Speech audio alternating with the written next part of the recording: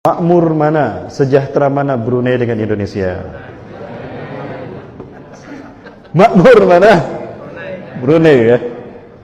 3 dekade Brunei sempat, 3 dekade terakhir Brunei tercatat sebagai negara yang semua rakyatnya muzaki. Tidak ada mustahik zakat di Brunei selama 30 tahun ke belakang. Ya, jadi ciri-ciri kiamat tidak ditemukannya orang yang menerima zakat sudah terjadi di Brunei. Ya. Lalu itu zakatnya orang Brunei dikemanakan? Ya di ke Indonesia kan? Loh, katanya orang negara terkaya, tapi nerima zakat. Pertanyaannya, apa yang membuat Brunei lebih makmur dan sejahtera daripada Indonesia? Itu yang pertama. Silakan jawab Bapak Ibu sekalian, atau kita tanyakan pada rumput yang bergoyang Bapak Ibu di luar sana. Nah, baik, di antara para hamba Allah yang sama-sama hadir kali ini, angkat tangan yang pernah mendengar satu kali saja Brunei diberitakan terkena bencana alam. Apakah gempa bumi, tsunami, kemudian juga longsor ya. Pernah tidak Bapak Ibu? Bapak belum pernah, Pak? Seumur hidup Bapak belum pernah sekalipun. Lalu Indonesia? Nah, ini evaluasi kita harusnya. Di momen kemerdekaan kita, harusnya kita bermuhasabah. Tanya pada hati kita, bukankah Indonesia mayoritas Islam? Dan bukankah orang Islam ini dicintai Allah? Lalu kenapa banyak musibah terjadi di tanah air kita? Sementara kita belum pernah mendengar Brunei Darussalam terkena bencana alam. Mungkin terjadi, tapi belum pernah kita mendengarnya. Media massa seolah-olah tidak pernah memerintahkan. Apakah ini indikasi kalau Brunei tidak tersentuh oleh bencana alam? Kalau itu betul-betul terjadi, rahasianya apa? Apa rahasianya Bapak Ibu sekalian? Baik, ini ada satu tayangan bahwa ternyata Brunei Darussalam sejak tahun 1986 kalau tidak salah, di bawah kepemimpinan rajanya, sultannya Hasan al-Bolkiah, itu mengumumkan bahwa negaranya menerapkan syariat Islam. Jadi Brunei menerapkan syariat Islam. Bapak Ibu sekalian, apakah itu rahasianya? Saya yakin iya. Bahkan syariat Islam ini junjung tinggi. 2 hal yang disebutkan Rasulullah SAW terjadi di Brunei. Bapak Ibu sekalian, Rasulullah SAW menyebutkan sinfani min ummati. Ada 2 bagian, ada 2 golongan dari umatku. Idza saluhata saluhatil ummah, wa idza fasadata fasadatil ummah. Ada 2 aspek, 2 golongan dari umatku yang apabila kedua-duanya baik, maka baiklah umatku. Apabila kedua-duanya buruk, maka atau salah satunya buruk, maka hancurlah umatku. Al-umara'u wal ulama, pemimpin dan ulama. Nah, jika pemimpinnya ini taat kepada Allah, takut tunduk patuh kepada Allah, beriman kepada Allah dan hari akhir, cinta kepada Allah dan Rasulnya, taat pada Rasulnya, lalu dia cinta kepada rakyatnya, maka rakyat pun akan mencintainya. Nah, Allah turunkan berkah bagi negara itu. Walaupun negara itu kecil, walaupun negara itu miskin, tapi dia akan makmur sejahtera.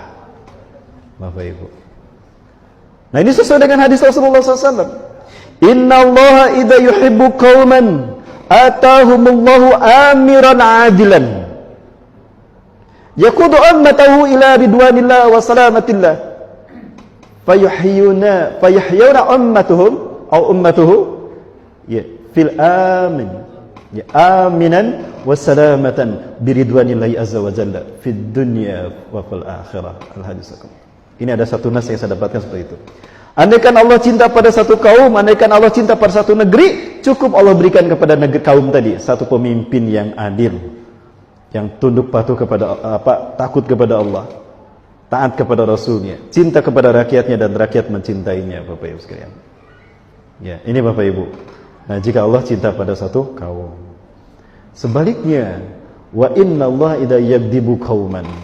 Dan sungguh Allah jika benci, murka pada satu kaum, cukup Allah beri pemimpin kepada kaum tadi, pemimpin yang zalim, yang fajir, tidak membimbing rakyatnya atau umatnya, kaumnya ke jalan yang Allah ridhoi. La yaqudu ummatu ila ridwanillah wa salamatillah, lakina ila halakah. Tapi membawa kaumnya kepada kehancuran, sehingga kaumnya membencinya dan dia pun benci kepada kaumnya.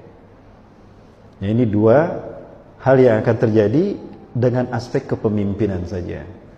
Kalau diukur berdasarkan hadis ini, kira-kira bangsa kita sedang dicintai Allah atau sedang di sebaliknya, Bapak Ibu? Mudah-mudahan sedang dicintai Allah ya. Harus berhusnuzon, Bapak Ibu. Gak boleh berputus asa. Betul?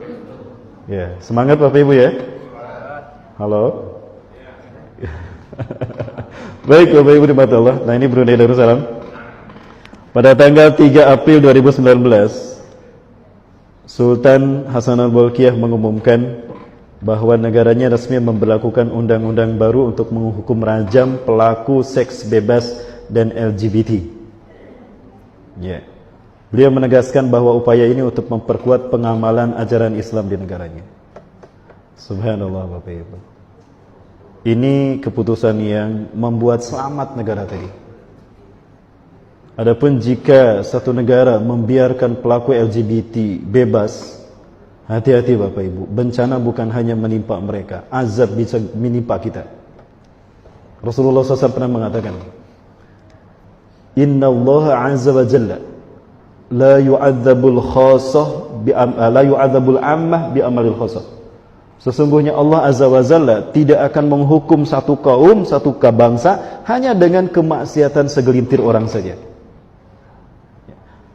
Jadi nggak mungkin satu kaum yang disiksa dengan azab, dengan bencana, kalau yang maksiat hanya segelintir orang saja. Hatta yarawul munkara baina zahranaihim, sampai kaum tadi menyaksikan, sampai mereka menyaksikan ada kemaksiatan di depan mereka. Wahum qadiruna ayyunkiru, dan mereka mampu mencegah kemungkaran itu agar tidak terjadi. Mampu sebetulnya. Padahal yunkiru, tapi mereka diam saja, tidak mencegah kemungkaran itu. Padahal mampu mencegahnya.